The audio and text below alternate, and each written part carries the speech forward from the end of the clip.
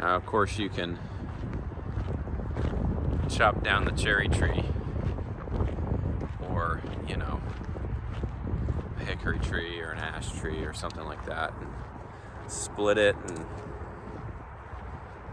section it into pieces and expend an enormous amount of energy.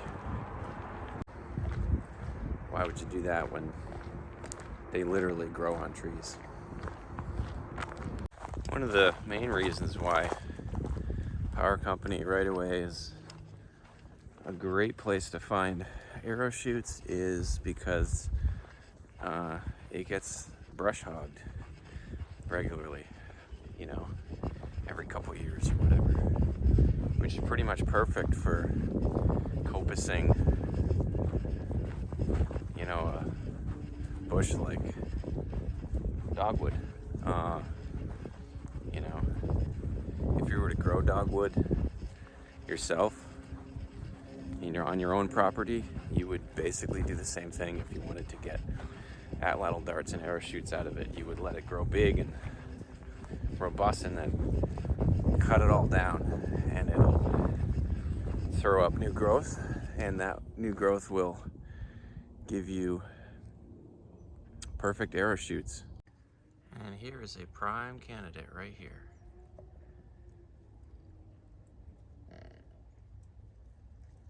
That shoot right in front of us.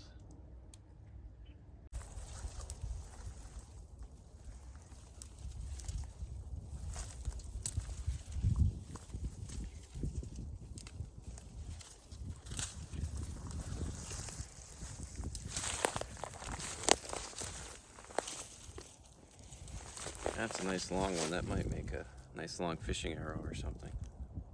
Not quite this big enough for an atlatl, but long enough for a nice, like, 4-foot long fishing arrow.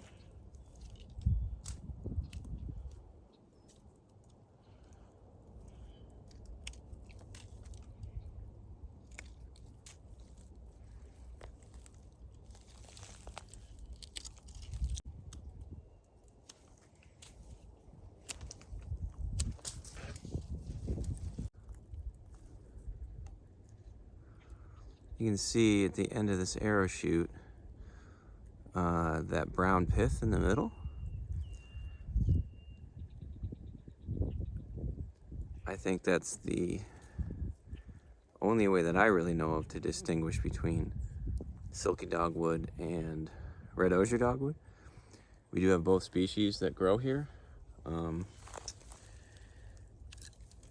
I have found both, although only on a few occasions have I found red osier. And I don't really even know if it was red osier. It just had a white pith. So,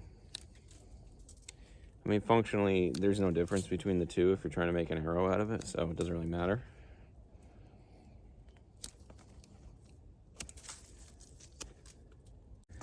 And some of these would be arrows for me.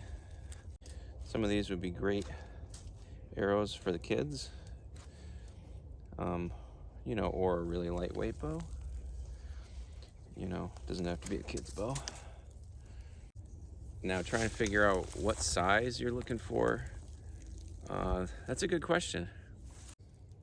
It's totally up to you, whether you're shooting a 20-pound kid bow, 60-pound big boy bow, or throwing a atlatl dart at a mammoth.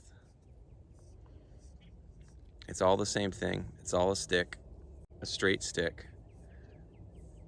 And depending on how much force you're putting behind it, that's gonna tell you how big it needs to be, you know? So my advice would be to just collect a whole bunch of shoots that kind of look like arrows.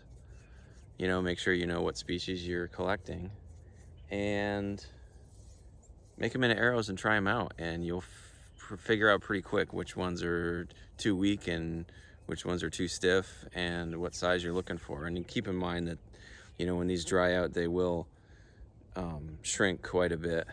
I don't really know, you know, I try not to do too much with measurement stuff, but it's probably like 10 or 15%, you know, with dogwood like this. I mean, you can collect arrow shoots any time of the year.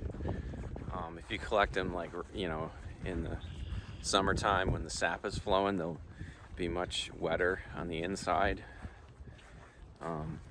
which is fine. They just take a little longer to dry out. But it's also really nice and sunny and hot in the summer, so, you know, use the power of the sun. You know, you don't need to hide them in a garden shed for 10 years before you can use them. I mean, honestly, you can take, you know, a bundle like this, leave them out for 2 weeks, then strip the bark, and then honestly, if you've got a couple really hot sunny days in the summer, these things will be ready to start shooting them. They won't be perfectly dry, and you'll need to straighten them often, but that's pretty much the way that I do this, because ain't nobody got time to wait 10 years to make arrows. So yeah, I mean, you know, make an arrow that's usable, stick it in your quiver, and then just roll with it. And, you know, every time you gonna go out shooting, grab your quiver, straighten your arrows, you know, take a couple minutes every time, every day, straighten them a little bit, and you know, a couple months of that and those arrows will be exactly where you want them to be. So I'll show you guys, I'll show you how I do this. Sorry, there's some critters rustling in the bushes. I think they're just finches fighting. Every once in a while I'll see a power company helicopter buzzing up and down this.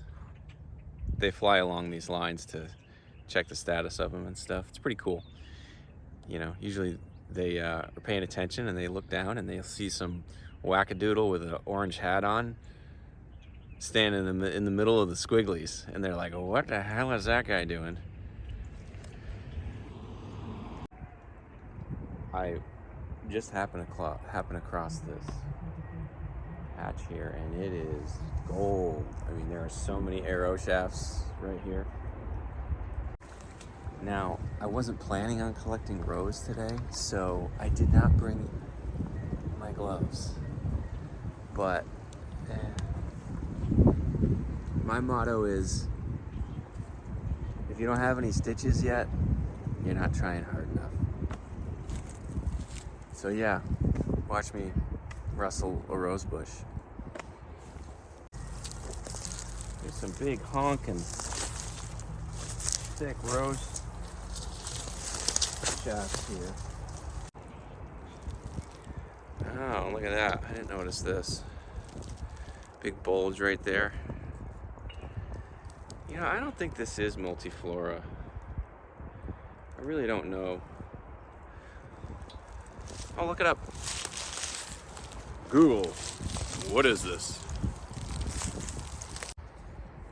You know, it'll toughen up your city slicker hands. Ow! Yeah, right about there. And this is a little knife, by the way. This is a teeny little thing. And you can see there's my hand. You know, it's not a very big knife. And you don't need a big knife. This is, I think, a Mora Eldris. I think that's what it's called. This is my daughter's knife, my oldest daughter's knife. And I love this thing. I think I want to get one for myself. It comes in awesome colors. Like, I love that it's not just boring old black and, you know, cat crap tan or whatever you want to call it. But anyway, you can also just use the back of your knife or a stick or something to knock these thorns off. I mean, don't use the blade of your knife. There's no need, really. And you'll probably just screw something up. So yeah, that's what we got today. Nice bundle. So now comes the easy part.